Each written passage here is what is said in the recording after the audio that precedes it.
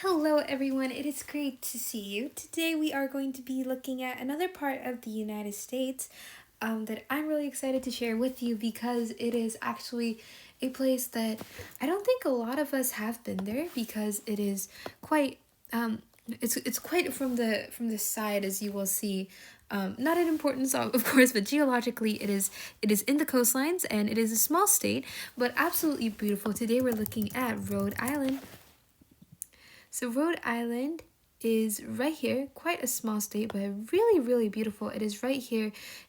It has a huge coastline as well, and so it is famous for all its maritime beauties and its lots of industries. Also for archaeological sites, important things from the Gilded Ages mansions, to lots of sailing ports. We're going to be looking at various places here, but look at this beauty. Absolutely beautiful, stunning in every way. So really excited to be able to share this with you. It is one of my dreams to visit Rhode Island because, oh my, just look at this beautiful place. And like, I don't think I've heard too much about Rhode Island, not like you hear about New York, for example, but absolutely stunning state that I would absolutely love to go to. So really excited to go here. Yeah, today we're looking at 3 historical places. We're kind of going in chronological order. We're going to be looking at various parts as well. The first place we're going to be looking at is actually dating back to the 1760s. So right around the time that the United States first kind of was becoming a separate nation from a colony, we are actually going to the Toro Synagogue. I'm sorry, Synagogue. And this is Newport of Rhode Island. Here we go.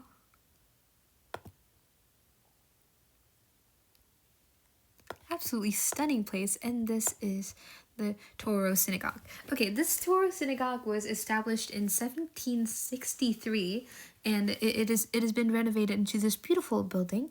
The architect's name was Peter Harrison, and this is in fact the oldest surviving synagogue in all of the United States. Is not that absolutely wild that this is the oldest synagogue ever? And let's go kind of look at it from the side as well. This is exquisitely beautiful right here. We have a lovely synagogue.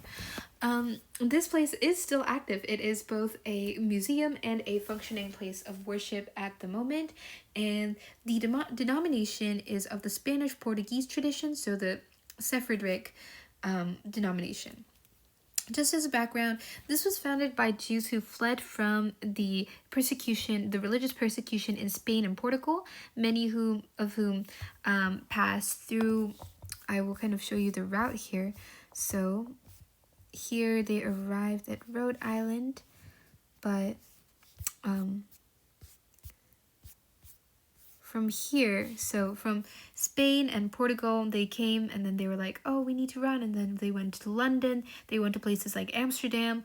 They went to the Dutch Caribbean at the time, various places before they arrived here at Rhode Island, all across this huge Atlantic Ocean. And Rhode Island was this region in particular was founded by a man named Roger Williams, and this is one of the only colonies in all of New England that British America in all of British America that explicitly allowed legal protection for religious freedom. And so Rhode Island has this rich history of religious freedom, freedom of speech as well. Very beautiful. If we go back here, in this entire area, lots of Jewish communities thrived, especially in Newport, because this was a port city that was really important to transatlantic trade. It was also economically a very important part of the United States as well. But it also was a place in which a lot of slave trade happened because of its site along the coastline. And so various histories to look at here. The architecture name is Peter Harrison, and he is often considered one of the first professionally trained architect in all of the United States. He also designed the King's Chapel in Boston. King's Chapel. in Boston. Yeah, he designed this chapel in Boston. Absolutely stunning, right? And very beautiful here. Let's kind of go look at this place. I believe this is the chapel. I wonder if we can go here. Yeah, so right at this place. Very, very beautiful. And it's the same architect did this. And the building is in, I think both of them kind of, is a blend of Georgian and classical styles. It's really similar to a lot of London synagogues, but also brought lots of different architectural themes into it, personal touches, and also American influences. If we go back, let's go back to the synagogue. Oh yeah, so inside it is serving as a museum at the moment. It's just strikingly beautiful. All these different pictures that are available to see. And in fact, it is it has lots of interior features. It has actually, I've heard, a woman's gallery, although I do not believe it is present in here, that shows various genders, that the fact that various genders were separated during Orthodox worship at the time. We also have the Ark of Mahogany that I believe we cannot see here. Oh, possibly this one? No, I don't think so. That's not an ark, but that's also really important because it was actually imported from the Caribbean. Lots of historical importance there. And also we have columns. There are 12 columns in this synagogue, and this represents the 12 tribes of Israel, so it has religious significance as well. And actually, George Washington in the 1790s visited Newport, and Moses Sayaks, who was the warden of the synagogue at the time, welcomed him and also gave him a letter affirming loyalty to the new republic. And I'm sure that this can actually be seen. George Washington letter, Newport.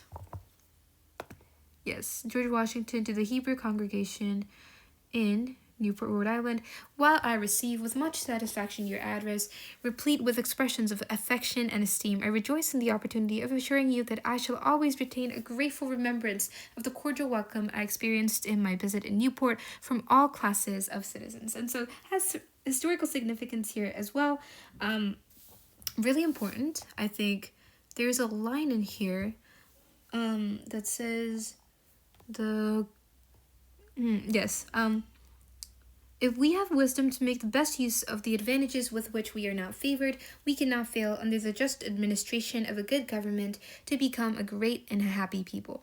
The citizens of the United States of America have a right to applaud themselves for having given to mankind example of an enlarged and liberal policy, a policy worthy of imitation.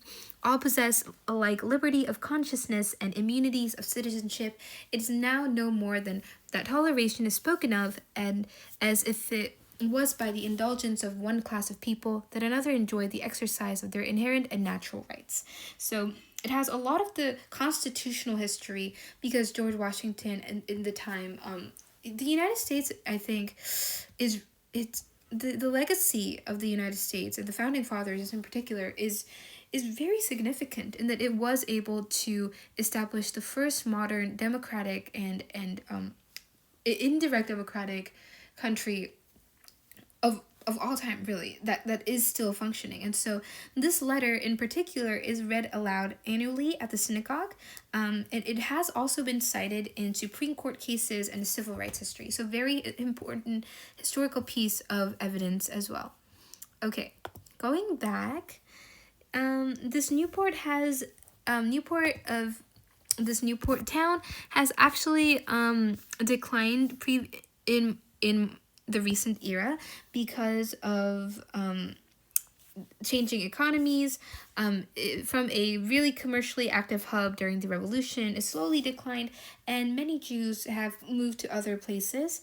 But the Touro synagogue is still preserved as by descendants and supported by the Touro family, who had who had previously moved to Boston. They came back and they are defending. And wow, Newport is beautiful, guys. Absolutely stunning. All these buildings, all this architecture, all these natural beauties, except for the construction site over there. And in the 20th century, the site has become central to discussions of tolerance, of American identity, and pluralism. It's a very significant site here. Okay, let's move to another place in Rhode Island. We're actually going to Slater Mill.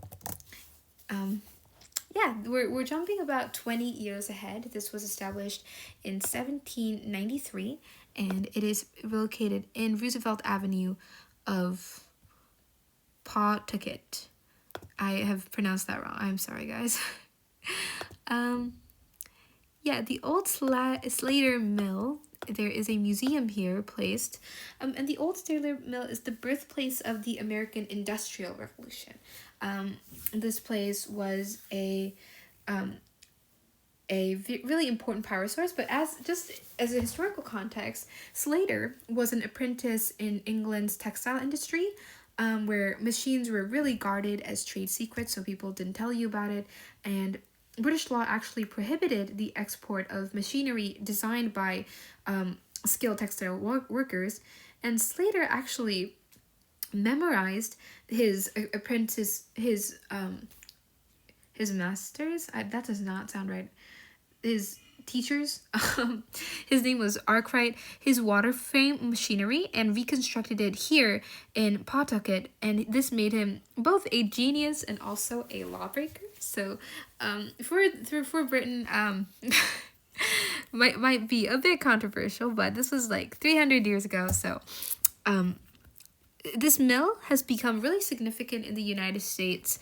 This was a water-powered cotton spinning mill that was the first of its kind in the United States, and I will show you some pictures of this.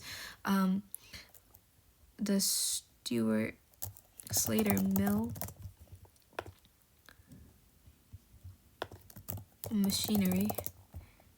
Yes, so water, I believe, would flow in this way, and then this automatically was able to make textile. I do not know the exact way, but it was constructed as a timber frame and on on stone foundations. It had multiple floors, as you see, that worked really complex. It has a integrated mill model, as they call it.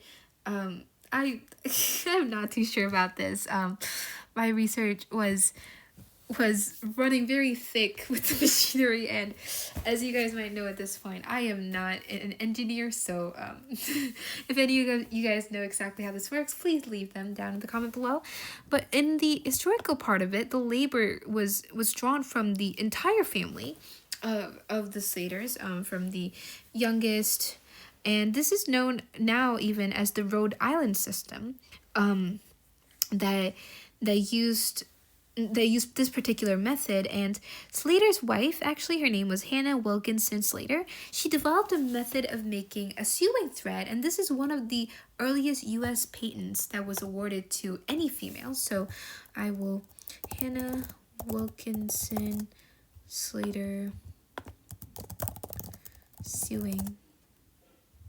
Yeah, so it does not show up, but she was really made a significant change in the flow of history by becoming one of the first women to revolutionize in this way in the United States, and this really helped transform the Blackstone Valley, in which this was placed, into one of the most industrialized regions in all of the United States by the early 1800s. And this gave rise to what was known as the mill villages, that was tightly controlled by communities where workers lived in company-owned housing, and lots of the places around them were company stores, and so they shopped at company stores, and they lived under really strict moral codes because they were really connected to their company, which is loyalty that sounds a bit too loyal to us in the 21st century.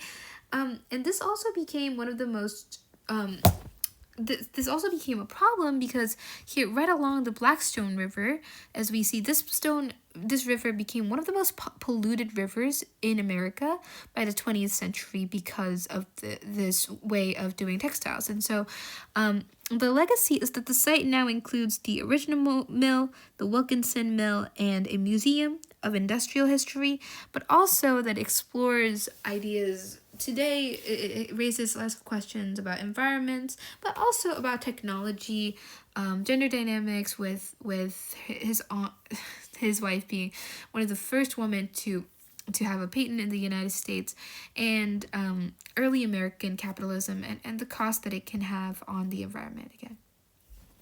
I think I'll cut this video a bit short here so that we can have a part 2 in which we discuss in depth the third place that we want to visit. I might actually add another place that's significant in the 1900s, because the next place we're going was around the 1800s, and so really interesting. Thank you so much for being able to share this with me. I really appreciate the opportunity and hope you have an amazing day. Continues to stay curious, and I hope everything goes well. Thank you so much, and bye.